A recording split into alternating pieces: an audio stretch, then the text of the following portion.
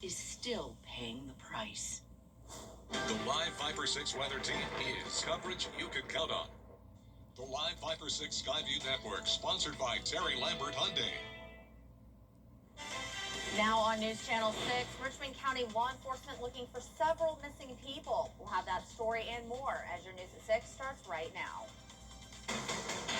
Live from Television Park, this is WJBF News Channel 6 at 6. Well, good Sunday evening to you. I'm Kim Vickers. Thank you so much for joining us.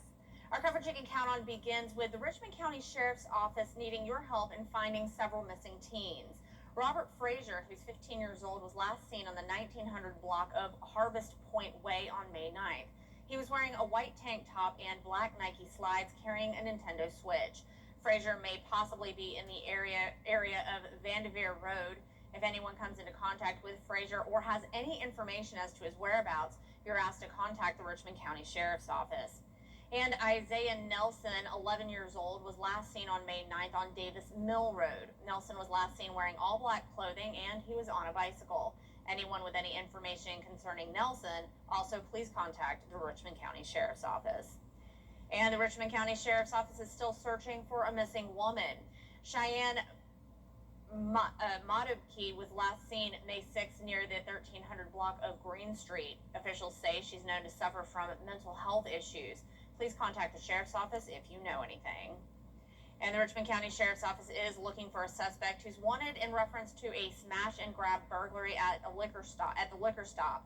Anyone that comes into contact with this person or has any information as to their whereabouts or identity is asked to contact the Richmond County Sheriff's Office, and callers can remain anonymous.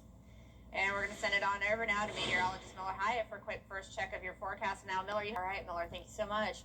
Well, while the rain in the Peach State has been welcome news for fire danger in the state, experts say the aftermath of the wildfires in South Georgia may still play out for months to come. Evan Smoke spoke with a professor who breaks down what the landscape could look like next.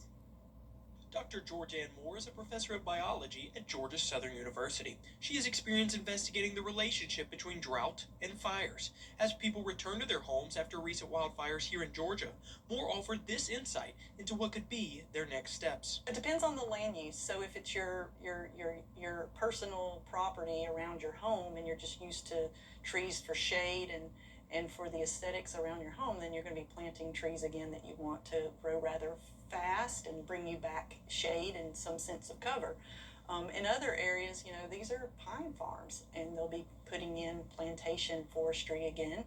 Moore says debris from previous storms as well as dry conditions helped fuel the fires. It's very unfortunate that not too many months ago we had this major wind event from Hurricane Helene and a lot of trees and branches came down. That basically puts a lot more dead debris down at ground level to carry that fire through. And when the fire goes through those areas where there's a lot of debris, they're hotter and they're more likely to kill the trees. Moore tells WSAV that even after all the wildfire fires have been extinguished, there is yet another risk: flooding. There could be an increased risk of localized flooding in some of those little subwatersheds from lack of trees to drink the water and keep the water table lower.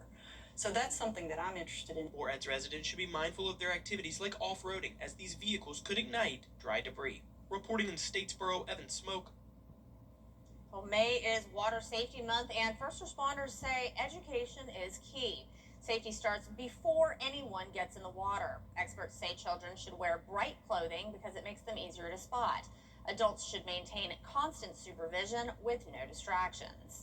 Life is the most important thing in the world. We got to make sure we're taking care of our people. When you come down with your families, your friends, your loved ones, everyone has a responsibility to keep an eye out for each other. And knowing as much as you can when it comes to the water safety is paramount.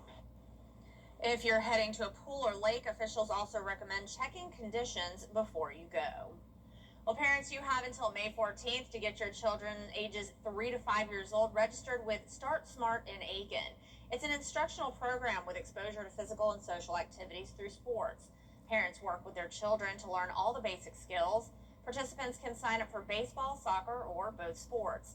Each sport will meet once per week for 6 weeks, starting the week of June 1st at the Odell Weeks Activity Center or Smith Hazel Recreation Center. Classes are Tuesdays and Thursday evenings at 5:45 p.m. Parent participation is required at all sessions. The registration fee is $65 for one sport or $110 for both. A birth certificate is required. Next time on Jenny, she provides live commentary on NASA TV, and many of you watched her recently during the Artemis II mission and lunar flyby. Leah Mustachio is a public affairs officer at NASA's Johnson Space Center in Houston, Texas. Her communications degree from a Georgia college led the way to NASA's Mission Control Console, giving Leah a front row seat to history. Leah says one of her big goals in covering an event as significant as the Artemis II lunar flyby is ensuring that people stop and remember where they were. She hopes they'll pass that story down to their grandkids, inspiring the next generation. This feels like our generation's Apollo 8 in a way. Sure. Looking back on Earth and everything that we think is so important and that we think matters so much, and then you see how far away and how small it really is. It definitely makes you think twice about what really matters. How can we be a better neighbor, and how can I just cherish everything that I have even more? Be sure and join us for this special conversation with Leah and find out what her other career aspiration is Tuesday at 12:30 on Jenny. And your chance to meet the candidates for Mayor of Augusta on a sweet Mother's Day story to satisfy your heart and sweet tooth this Mother's Day evening. We'll have more after the break. The CSRA's favorite news app is now even better with easier access to local news, weather, and live streaming video. Download the News Channel 6 mobile app. Unfortunately, out-of-state special interests are waging a partisan attack against our non-partisan Supreme Court. Judges are not supposed to be politicians. I'm Justice Sarah Warren, and I'll always uphold my oath to make decisions based on the facts and the law, not on politics. Because Georgians deserve a fair and impartial court in every case. Our system of government collapses without it. I'm Justice Sarah Warren, and I am asking for your vote. Do you like this one? I think this is my favorite. Okay, huh? What do you think of this one? When it's time for an update or complete remodel, Rebath is with you every step of the way. Oh, is this gonna be ready in time for the baby? From design and products to removal and installation, we handle the entire process to create a beautiful and functional bathroom for whatever your life needs. Rebath, with you every step of the way. Call us or visit rebath.com and save $1,000 off your complete bathroom remodel. He's the buzz around town, man.